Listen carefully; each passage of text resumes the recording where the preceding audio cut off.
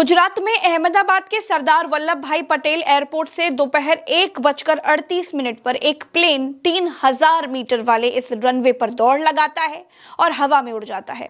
और 1:40 पर ठीक 2 मिनट के बाद जैसे ही वो हवा में 625 फीट की ऊंचाई पर पहुंचता है, वो वापस जमीन की तरफ आने लग जाता है और एयरपोर्ट की बाउंड्री के बाहर एक रिहायशी इलाके की इमारतों पर गिर जाता है। तेज आग का गुबार उठता है। उसके बाद इलाके को काला धुआं घेर लेता है। ये प्लेन एयर इंडिया का था दोस्तों। इस प्लेन में 242 लोग सवार थे। ये सब अहमदाबाद से लंदन जा रहे थे। एयर इंडिया का ये प्लेन खच्चाड़ा था और ये कितना कूड़ा था, इसके बारे में आज ही एक पैसेंजर आकाश वत्स ने बताया है। आकाश वत्स ने इसी प्लेन से दिल्ली से अहमदाबाद की यात्रा की थी। अहमदाबाद से ही ये प्लेन लंदन के लिए उड़ा था, तो उन्होंने इस प्लेन को लेकर क्या कुछ कहा और क्या कुछ सवाल उठाए, सुनना बेहद जरूरी है। सुनिए। This AC is not working. Look at everyone, and it's so many people they are using these magazines. AC is not working at all. And as usual, your TV screens are also not working. Neither this button for calling the cabin crew. Nothing is working. दोस्तों, plane crash होने से ठीक पहले की ये plane के भीतर की तस्वीर है। देखिए दोस्तों, जिस प्लेन का एसी तक काम नहीं कर रहा था, जिस प्लेन की लाइट पैसेंजर की जलाने से जल ही नहीं रही थी, वो प्लेन कितना खटारा होगा, इसका अंदाजा तो आप लगा सकते हैं। जिस प्लेन के एसी का रखरखाव तक नहीं था, उस प्लेन के इंजन का कितना ध्यान रखा जाता होगा, ये सोचने वाली बात है। ये तस्वीर देखिए। इस तस्वीर में दिखाई दे रहा है एक परिवार जो कि राजस्थान के बांसवाड़ा का है। सबकी विमान हादसे में मौत हो गई। डॉक्टर कोनी व्यास पैसिफिक हॉस्पिटल से इस्तीफा देकर अपने पति प्रदीप जोशी के साथ लंदन में शिफ्ट होने वाली थी। आज सभी बच्चों के साथ जा रही थी और इस दुखद हादसे का शिकार हो गई। सवाल ये है दोस्तों कि कैसे हुआ ये प्लेन हादसा? क्या इसके पीछे कोई विदेशी साजिश है? क्या एयर इंडिया का प्लेन ज्यादा गर्मी के कारण क्रैश हो गया? क्यों बोइंग कंपनी के इन जहाजों पर 3 महीने का प्रतिबंध लग चुका था? क्यों बोइंग के ये जहाज खटारा कहे जाते हैं? क्या कम रनवे पर दौड़ाकर प्लेन को उड़ा दिया गया?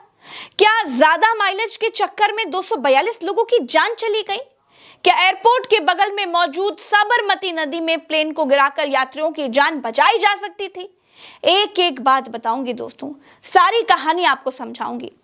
नमस्कार, मेरा नाम प्रज्ञा मिश्रा है और आप देख रहे हैं प्रज्ञा का पन्ना। दोस्तों, एयर इंडिया का जो प्लेन क्रैश हुआ वो बोइंग कंपनी का था। बोइंग अमेरिकी कंपनी है।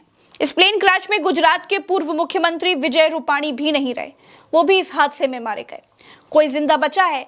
फिलहाल मेरे वीडियो करने तक तो ऐसी कोई खबर नहीं आई। एयरपोर्ट बाउंड्री के बाहर जिस इमारत पर एयर इंडिया का प्लेन गिरा, उसमें आधा प्लेन इमारत के इस ओर फंस गया और आधा दूसरी ओर, आधा नीचे जमीन पर गिर गया। प्लेन के टायर इमारत में फंसे रह गए, कुछ टायर जमीन पर बिखरे हुए मिले। प्लेन कई जगहों से टूट गया और टूट जाना, हर जगह से बाजे की तरह बजना बोइंग 787 ड्रीम लाइन की विशेष आदत है। माइलेज पूरा, लेकिन सिक्योरिटी 2 कौड़ी की भी नहीं। ये मैं नहीं कह रही हूं, आगे बताऊंगी क्यों कह रही हूं। लेकिन जिस इमारत पर यह प्लेन गिरा दोस्तों, वो डॉक्टरों का अतुल्यम हॉस्पिटल था। 60 इंटर्न डॉक्टर इसमें थे। 6 डॉक्टर्स के मारे जाने की खबर आ चुकी है। सब इस मेज पर बैठकर खाना खा रहे थे। दोस्तों, हादसे के बाद हॉस्पिटल्स में खून कम पड़ गया। ब्लड डोनेशन के लिए अपीलें करनी पड़ गई। स्ट्रेचर्स और एम्बुलेंस कम पड़ गए। इलाका सीरिया, इराक जैसा लगने लगा था। बिल्डिंग्स काली काली दिखाई देने लग गई। जमीन पर खड़ी कारें जलने लगी थी। लेकिन अब भी दोस्तों सवाल वही है कि आखिर क्या इस हादसे को टाला जा सकता था? क्या 242 लोगों की जान बचाई जा सकती थी? तो जवाब है हाँ, बचाई जा सकती थी। लेकिन भारत में भारत की सरकार के लिए भारत के लोगों की जान की कीमत एक वोट से ज्यादा और कुछ नहीं है। सोचिए, एक गाड़ी विदेश में चलती है, पूरी सेफ्टी फीचर्स के बिना वो चल ही नहीं सकती। एक 4 पहिया गाड़ी भारत में चलती है, उसमें कम पैसे खर्च करने वालों को 2 एयरबैग मिल जाते हैं, उससे ज्यादा खर्च करने वालों को 4 एयरबैग मिल जाते हैं, उससे ज्यादा पैसे खर्च करने वालों को कार में 6 एयरबैग मिल जाते हैं। यहाँ की सरकार की नजर में लोगों की जान की कीमत पैसे के हिसाब से तय होती है। जबकि विदेशों में कंपनियों के सेफ्टी फीचर्स हर गाड़ी में बराबर होते हैं, चाहे कोई रामू खरीदे या फिर कोई सेठ जी खरीदे। यही बात क्रैश हुए बोइंग कंपनी के 787 ड्रीमलाइनर विमान पर भी लागू होती है। दोस्तों एयर इंडिया के इस क्रैश हुए विमान में इंजन की खराबी या टेक्निकल फॉल्ट बताया जा रहा है, लेकिन सवाल यह है कि विमान में 2 इंजन दिए जाते हैं, दोनों इंजन उड़ान के दौरान चालू होते हैं। अगर एक इंजन में कोई खराबी आ जाती है तो दूसरा इंजन इतना कैपेबल होता है कि जहाज को वो सही सलामत पास के किसी एयरपोर्ट तक पहुंचा पाए, लेकिन बोइंग का ये ड्रीमलाइनर विमान उड़ते ही गिर गया। दैनिक जागरण के मिड डे अखबार में आज एक ऐड छपा था जिसमें एयर इंडिया का विमान बिल्डिंग फाड़कर बाहर निकलता हुआ दिखाई दिया। ये इत्तेफाक था या उसी तरह की घटना? खैर दोस्तों, अब मैं आपको बताऊंगी कि कैसे बोइंग के यह खटारा विमान मौत के सौदागर बनकर आसमान में उड़ रहे हैं। 2013 की बात है।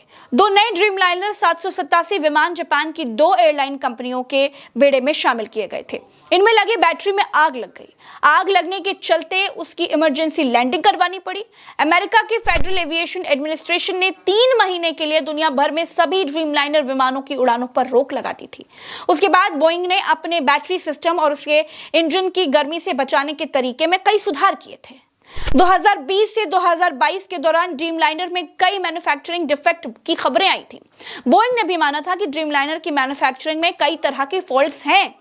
अप्रैल 2024 में दोस्तों बोइंग में काम करने वाले एक विस्ल ब्लोअर ने दावा किया था कि ड्रीमलाइनर 787 की बॉडी के कुछ हिस्से ठीक से नहीं जुड़े हैं और ये उड़ानों के दौरान बीच में ही टूट सकते हैं।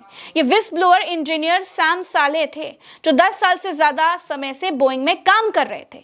बोइंग में लंबे समय तक काम कर चुके जॉन बर्नेट ने 2024 में ड्रीमलाइनर 787 की सेफ्टी को लेकर के कई सवाल उठाए थे।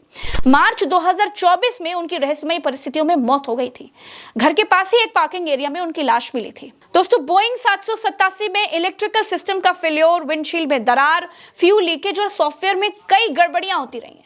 2024 में जापान में 787 की टेक्निकल कमियों की वजह से एक हादसा हुआ जब ANA एयरलाइंस के 787 में हाइड्रोलिक ऑयल लीक हुआ, जिसके बाद विमान को रनवे पर ही रोकना पड़ गया था। इस प्लेन क्रैश के कई कारण बताए जा रहे हैं।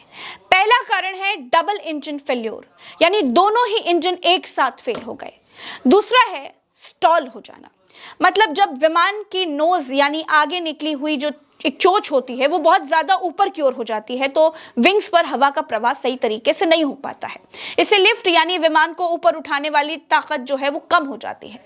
अगर लिफ्ट विमान के वजन से कम हो जाए तो विमान नीचे गिरने लग जाता है, भले ही नोज ऊपर हो। इसे स्टॉल कहा जाता है।